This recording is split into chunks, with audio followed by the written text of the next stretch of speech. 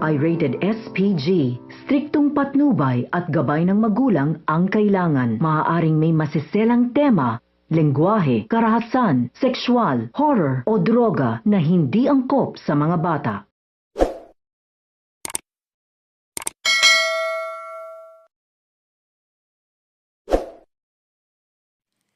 Narito ang ating aabangan mamaya sa Born to Shine. Pinulungan ni Monica ang Yumi kasama si Nate dahil bibigyan niya ng bonggang birthday party si Jenny. Pumalag nga si Megan dahil ayaw umano siya pumunta sa birthday party ni Jenny dahil meron umano siyang personal commitment. Nagalit nga si Monica at tinawagan nga si Sugar.